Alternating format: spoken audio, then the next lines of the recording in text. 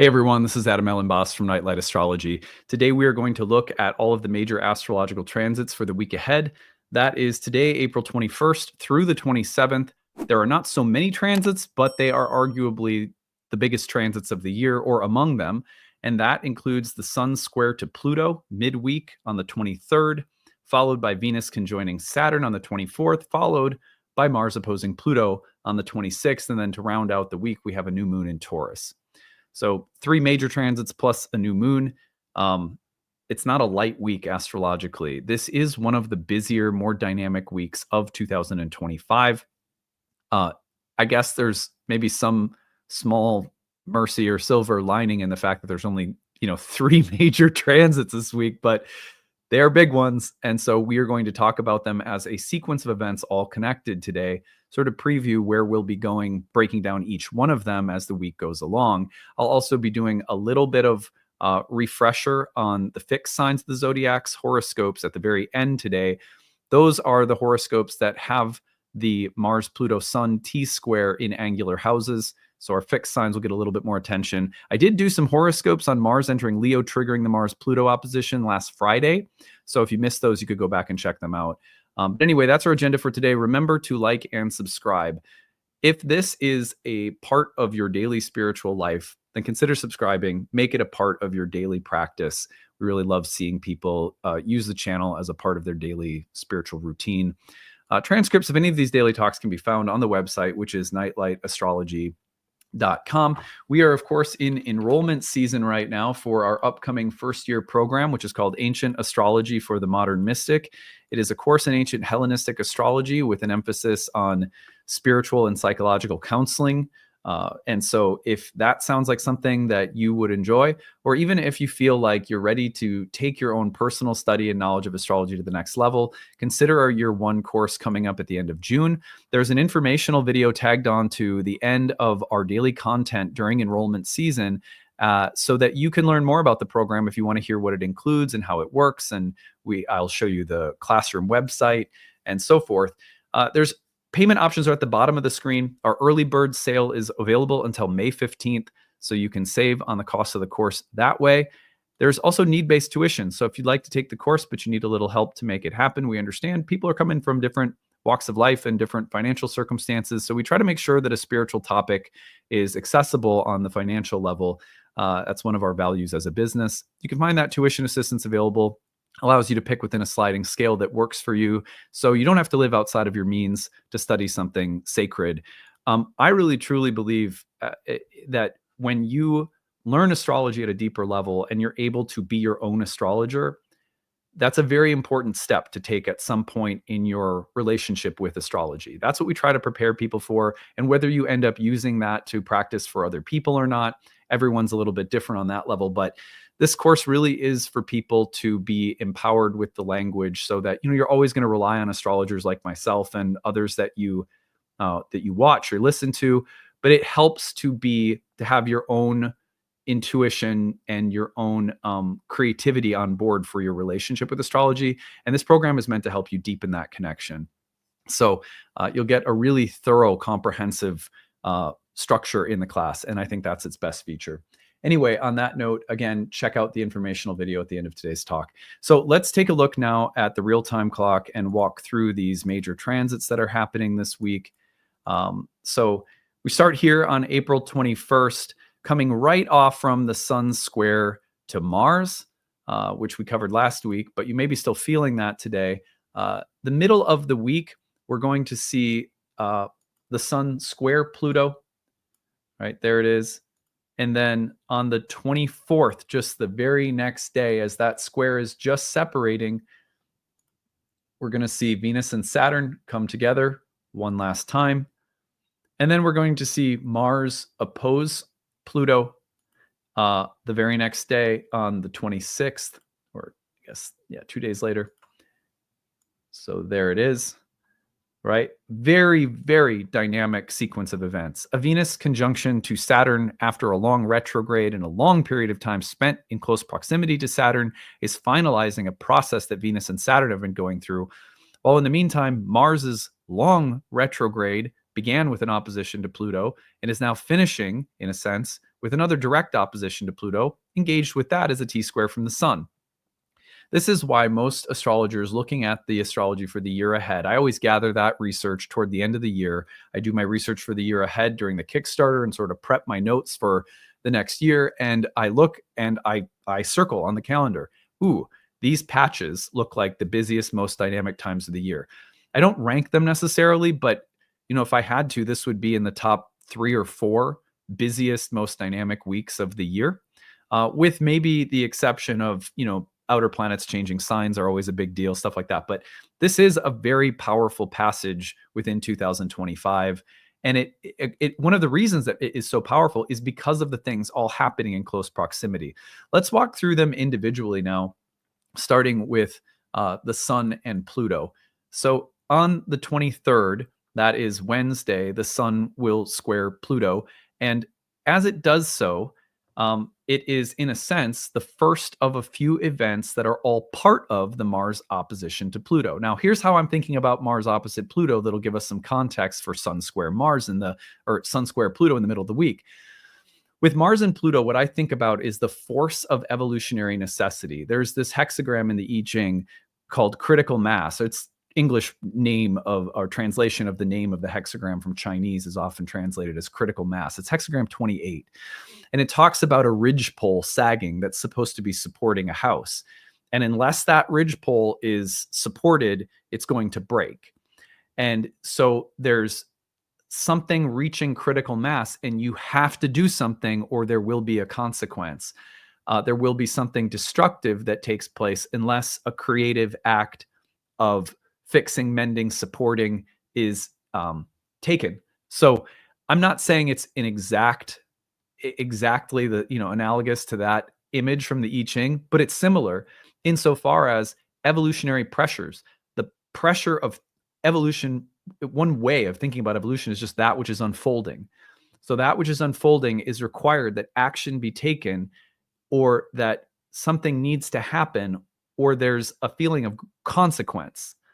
If I don't act, this will happen. It's like sometimes when Mars Pluto hits, for example, someone who has a drinking problem might hit their rock bottom. If I don't change, I'm going to die. That's extreme. But there is the weight of that kind of evolutionary necessity behind Mars and Pluto. If I don't act, if I don't change, if I don't take the information that I'm getting from my environment and do something about it, it could go in a way that I don't want, or it could be destructive. Or the motivation to act is forcing that you do something.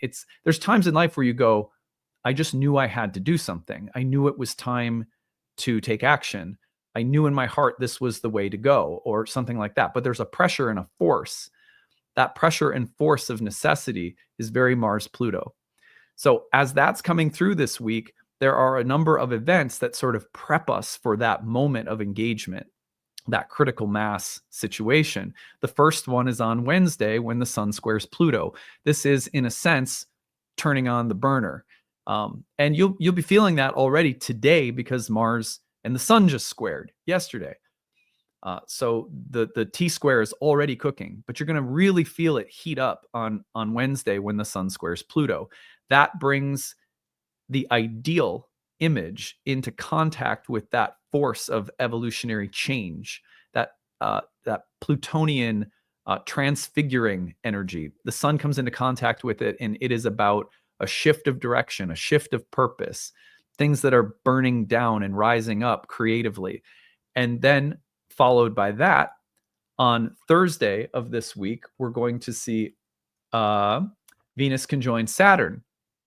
Now, Venus's conjunction to Saturn is also a kind of evolutionary necessity. Saturn is one good word for Saturn, I should say, is necessity. Venus meets Saturn on Thursday, and within relationships, there is the force of change, impermanence, death, decay, endings, transitions, or deepenings of commitment and seriousness about something. We're reaching a realization in the Venusian realm that's intimately connected to this Mars-Pluto dynamic. Certain key relationships have to change or end or die or evolve as a matter of necessity. That's another way of now thinking about it, where critical mass, the picture of Mars-Pluto and Sun-Mars-Pluto, gets paired with something Venusian that must change, that is, we have to get real about Venus Saturn, or we have to face consequences or make serious adult, mature, focused decisions about. So Venus Saturn colors the entire mood of the week. So you could look at the whole sign house of Pisces to get a feel for where that's going on in your chart. Now, then on the 26th, Mars opposes Pluto. And this to me is the breakthrough moment. Sometimes it's not the day itself, but it's the day after, 2 days after, that the pot sort of boils over. So keep that in mind. You could be seeing this kind of stretch through to early next week, like Sunday or Monday, the 27th into the 28th. Sometimes within a 3-degree range of separating is when you'll see the events really manifest internally or externally. And I also want to highlight that this force of evolutionary necessity, this critical mass moment, is something that could be very internal and psychological, energetic. It could be about physical health or your how you feel inside. But on the other hand, it could also be about things changing externally that feel much less in your control, things happening in the people around you, in your work, in your job, in relationships. So watch for both internal and external forces of evolutionary necessity, but it peaks over the weekend. That's the point. So you look at that Saturday, the 26th, and one thing to note is that we're under a dark moon that day, a moon in Aries, Mars's sign. It's a very Marsy day. And at a dark moon, we're really sloughing off some very deep karma. It's like stuff that's really ready to go.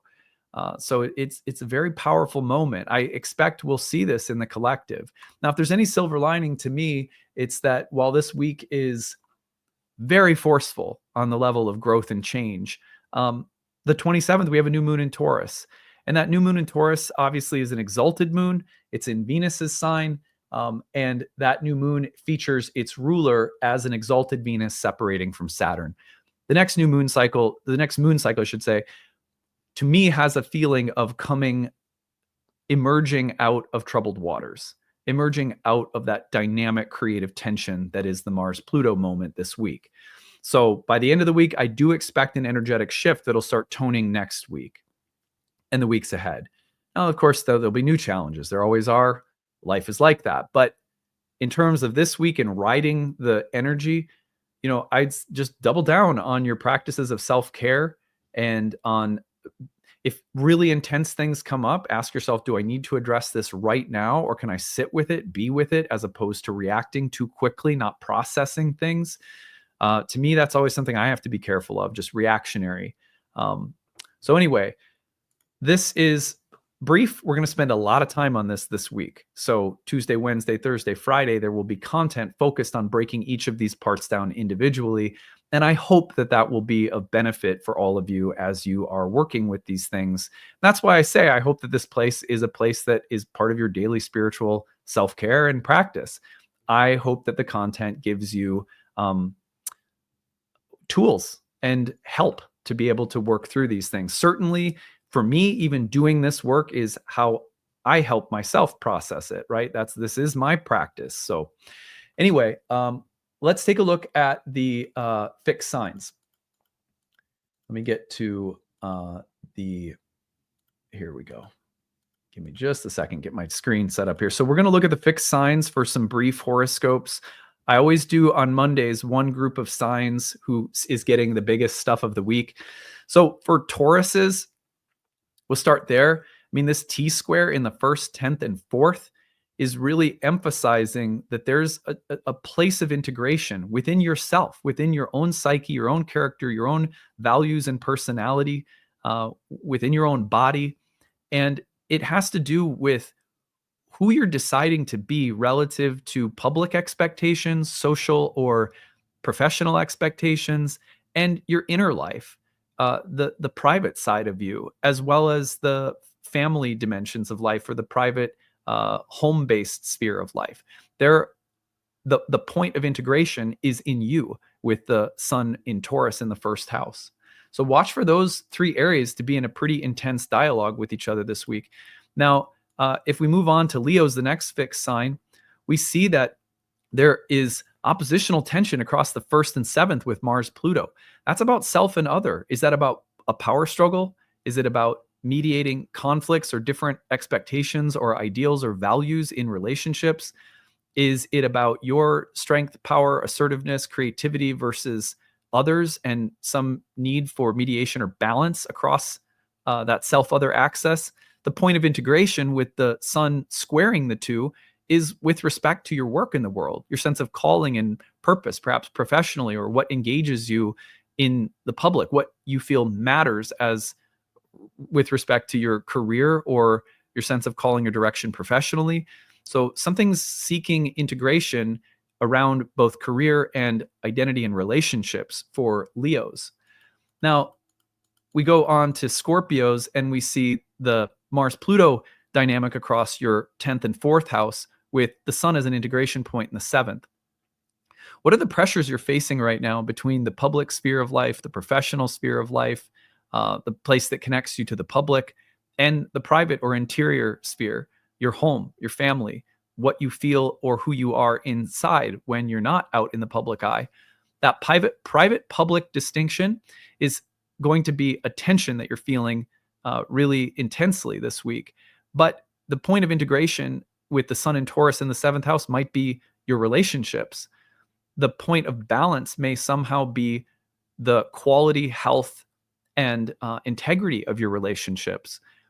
In what way are you seeking balance in harmony in relationships, and how is a focus on interpersonal dynamics related right now to things like career, public sphere, and private home family life? So you can feel that the tensions in these three areas are enormous. These are three of the major areas of life that every person comes to talk to astrologers about. You've got it cooking. All right, finally, we'll go to Aquarians. Now, for Aquarius, the point of integration with the sun in the 4th house is home, family, and the private sphere of life, whereas the evolutionary tension is across the 1st and the 7th. So, Pluto's entered your 1st house and presented you with this need to evolve and transform, to die and be reborn in terms of your identity. Now, this is a long process that's going to play out over many years for you, but the force of evolutionary change with respect to identity, purpose, what makes me unique and set apart from others, who am I and how do I cultivate my individuality, and the force of change or the pressure that you face from other people in relationships, their will, their way, their needs, their creativity, their existence. Those things are coming into a rather intense dialogue this week, which could manifest in terms of power struggles or challenges or conflicts, but also creative tension that could be really meaningful and useful in relationships. The point of integration with the sun in the 4th is probably your home and family sphere. How peaceful, easy, stable is your life? And what need for peace, ease, stability at the roots is a part of, or needs to be a part of, questions coming up around power and balance within relationships. So for Aquarians, not light stuff either. You can see why the fixed signs, boy, you've got it. Like this is a really big week for fixed signs. I will be doing some horoscopic work as the week goes on, as I usually do for everyone. So please know that Mondays are just the time to feature one group that's getting angular transits, in case you're new to the channel. On that note, I'm going to sign off now, and I hope that you will find some value in hearing more about the Year 1 course. I can't wait to study with a new group of people. I lead all of these classes personally. There's nothing that's like, in all of my classes, I teach. I don't just pre-record the content, because I believe that the actual transmission is important, that there be live teaching is a huge value of mine. So I hope that you will come and join us for what is a very, very powerful year to be studying astrology in, especially when Uranus enters Gemini and trines Pluto. Fantastic signature for the next year or so to study astrology under. Very, very nice transit for astrologers. Anyway, that's it for today. I hope you're having a good start to your week already, and we will see you for more as the week goes on. Bye. Hey everyone, thanks for sticking around. I'm excited to tell you about our upcoming program, Ancient Astrology for the Modern Mystic. It is our first-year course in Hellenistic astrology that begins at the end of June. June 22nd is our starting date. I'm going to take you over to the course page to tell you more about the program and what you will learn while you are in it. So here we go over to the Nightlight Astrology website. You can find this at nightlightastrology.com. Click on the courses tab, go to the first year course. Now, this program is ideal for people who maybe have a little bit of background already in astrology. Maybe you've done some studying on your own independently, taken some courses or webinars and workshops, but you're looking to deepen your understanding of astrology. And maybe Hellenistic astrology in particular has been calling to you. I'll tell you more about what Hellenistic astrology is in a minute, but on the first year course page, you're going to find everything that the course includes. I want to make the structure of the course clear first. And then at the end, I'm going to tell you 5 reasons that I think anyone might have for studying astrology. And you can see if you check any of those boxes. First of all, there are 30 classes on the year. It's just a little under a year-long program with 30 webinars. Every webinar is 2 to 3 hours long, including a lively Q&A and conversational section after we finished our lesson for the day. Each of those lessons I lead personally through live webinars, so you can attend those live. If you want to follow along at your own pace in your own time, on your own schedule, you can always look at the recordings and take those in. And I'm going to show you what the class page looks like so you can see how you can interact with the course as uniquely and creatively as you want to. But you can either attend the live webinars or listen to the recordings or audio or video. In between major units of study within those 30 classes, we have separate classes outside of the 30 classes that are essentially tutoring sessions led by our staff, our course directors. We have 3 of them for our first year program, 3 tutors that help me guide every single class you're in and lead study sessions, and are also staffing an interactive group forum discussion where you can ask questions, look at charts, practice what you're learning with all of your classmates and with tutors there to help you. They'll always answer questions within a business day. So it's a really well-staffed, well-structured program. In between those major units of study and the breakout sessions, we also have guest speakers that come in throughout the year that you get free access to. The recordings are archived for you in your class folders. So you're getting people within our curriculum. And you're also getting to visit with some astrologers who are outside of the Nightlight School, but we really admire their work, and so we bring them in. You also have a ton of bonus material. With every lesson, we have recommended quizzes, study guides, optional reading. And that allows people who are really, really, intense, deep, like studious types to go as far as you want to with the material, while other people who are maybe, content to take things in at, just kind of taking in the classes, that's there for you too. So you can kind of go as deeply as you want to. The class, if as the year goes on, goes through major units of study in ancient Hellenistic astrology. So if you're not familiar with ancient Hellenistic astrology, this is the earliest form of horoscopic astrology. This is where the astrology that you've probably learned today comes from originally. And that makes some of its features unique. Like, for example, ancient astrologers utilized whole sign houses. We study why they used whole sign houses, how they used them, and we study the why behind really everything: houses, signs, planets, aspects, dignities, essential and accidental dignities, delineation approaches. How do you read and predict within a natal chart? All of those theoretical areas of astrology we not only learn how to do, but we learn the why behind it. And this is what I think people find most empowering about the course, is that ancient astrology really helps to give you the rationale for everything so that you have the insight available to go off script. What I mean by that is, like, let's say you're learning about a sign, Aries or Taurus or a Gemini, something like that. Ancient astrology won't just give you a list of the adjectives or keywords or descriptions of, say, a sign or a planet. It will give you an underlying philosophical explanation that then allows you to extrapolate from it the kinds of lists that you read in textbooks, which means you'll have an understanding of why everything on a list in a textbook is there in the first place. And you'll also have the insight and creativity available to add things to the list that are a part of your own unique intuition and contribution to astrology. And this is what ancient astrologers wanted students of astrology to learn: the why behind everything.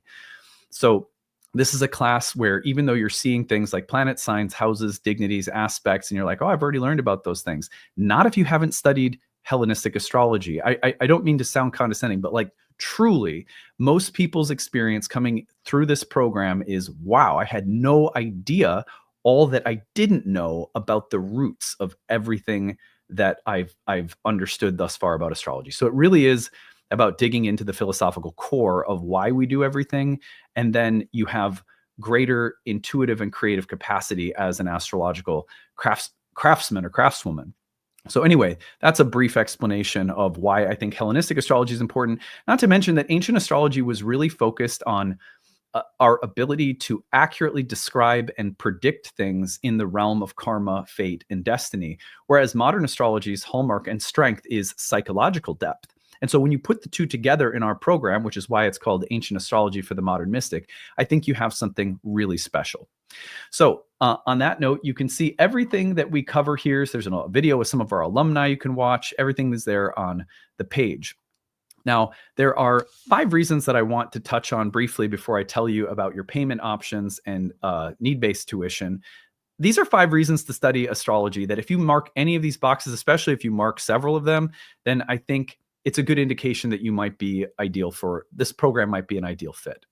So the first one is, if you find that astrology has become a part of your daily, weekly, monthly, yearly spiritual practice, it is a part of how you lead an inner life, then there is nothing more empowering than deepening your connection to that language, because that puts you more in the driver's seat. It's always good to have astrologers that you rely on, teachers that you listen to, get a little objective perspective, especially when you're looking at your own chart through a reading. But there's really nothing more empowering than learning to speak the language at a deeper level for yourself. And if that calls to you, if you want to understand things and be able to speak more confidently and clearly about this sacred language that you love, and this is a great reason to take a structured program. Number 2 is that you feel called to read charts for people. Look, not everyone who takes our programs is on a professional track, but we have 4 years worth of professional training programs at Nightlight that will prepare you to read professionally for others if that's the path that you're on. Maybe you don't even know if you're on that path. That's fine too. Many people take our programs just for the sake of their own personal enrichment, and again, to be kind of more in the driver's seat with respect to your astrological journey. You have more of an understanding. You can be more confident in reading symbols and experiencing transits with your own understanding that you've cultivated. But sometimes people want to read for other people. This will definitely set you up to do that. We have a certification track where you can take exams at the end of every year. They're optional. You don't have to if you're not on that level of interest. Number 3, you have done a lot of self-study. You've heard things from here and there, but you're looking to bring it all together. It is overwhelming to study astrology on your own. So if you want organization, structure, and coherence, what you're getting in this program is going on 15 years of training astrologers, 15 years of developing curriculum that has in mind the overwhelm that many people experience. And this program is structured year 1, year 2, year 3, however far you want to go with our curriculum, to give you an organized, structured, coherent way of understanding the history and language of astrology from both ancient times to modern times, in all of the vastness that the field includes. And also, as we go, we want to give you the confidence that you are a part now of an astrological lineage. Astrology has always been practitioner-based. Coming through Nightlight, you are going to have the opportunity to feel aligned with a lineage. If you like my work, if you feel aligned with the way I speak the language, then this might be a good reason to come study with us. Now, if you're seeking the why behind things, if you're like, yeah, that's interesting, I get it, I understand, but why? Why signs? What's the difference between a sign and a house? Why do they ever come up with a sign and a house? What's the distinction philosophically? Why does Mars represent this? Why does Mars in this sign represent that? If you are someone who feels empowered by understanding the why behind things, you are going to love this program, because that's how I am as a teacher. That's how I am as a person. And that's what this program is really all about. Number 5, you are looking for astrological community. Look, I think Nightlight is unique in terms of the kind of warmth, acceptance, safety, and inclusiveness that our community includes intellectually, spiritually. We are really pride ourselves on being a peaceful kind of family. I'm a Cancer, right? So it's kind of a family-oriented environment. So anyway, I will end it there. If you check any of those boxes, you may want to consider studying with us. Now, I'm going to take you over to 2 things. I want to show you the dashboard. So here is the Thinkific page. You're going to join this, and on your dashboard, you're going to find any courses that you've enrolled in at Nightlight, and there are many, so you may end up in being involved in multiple courses, and you'll find that they're all there on your dashboard. Click on one of them, and it will take you in. you're going to find that on the left-hand side, there's orientation instructions, course information, class links, and calendar, all the technical stuff you need to know when you join the course. And then you're going to find that when you go through the lessons, that the lesson includes the video, the audio, the slides, the transcripts, the Q&A box text if you couldn't make it live and see what people were talking about, flashcards, homework, a bonus PDF with all sorts of additional recommended reading, bonus videos, additional video links for bonus material. So every single time that you want to visit something within the course, everything is nicely organized. So you can see here, I'm going to pause this before it starts going, but you can embed the video right there. It's embedded and you can watch it. And then if you wanted to, you could also, right here, you could also download the video and watch it on your own device. And that's same for the audio as well. And then as you go, you'll see all of the lessons are laid out. The study sessions are also recorded if you can't make those live. So everything is nicely arranged on the website for you. And that makes it a course that if you wanted to take 3 years to accomplish, you could take 3 years to accomplish.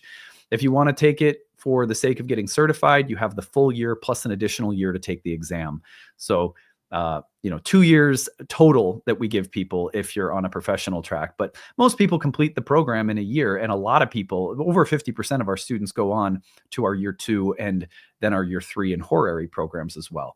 Now, final thing I'm going to show you is right here. You're going to find here is the enrollment options at the bottom of the first year course page. Again, this is at nightlightastrology.com, and you're going to click on the first year course, go to the bottom. The early bird payment saves you several $100s off the cost of the course. That's available till May 15th. Early bird installment plan saves you on the installment plan, regular cost of the course. That's also only available until May 15th. And then need-based tuition. All of our programs include a need-based option where we give you a sliding scale and we say, you pick your monthly tuition number within this sliding scale, which is greatly reduced off the normal tuition price. That is for people who are on a fixed or limited income, receiving disabilities, single mom, whatever the case might be. We want to make sure that nobody's priced out of studying astrology. So you don't have to feel any shame. If that is you, if you need help, if you want to take this, but you need to make it work within a tight budget, we get it. Times are tough right now. We don't think people should be priced out of studying a sacred subject like astrology. So we've been offering need-based pricing for 15 years.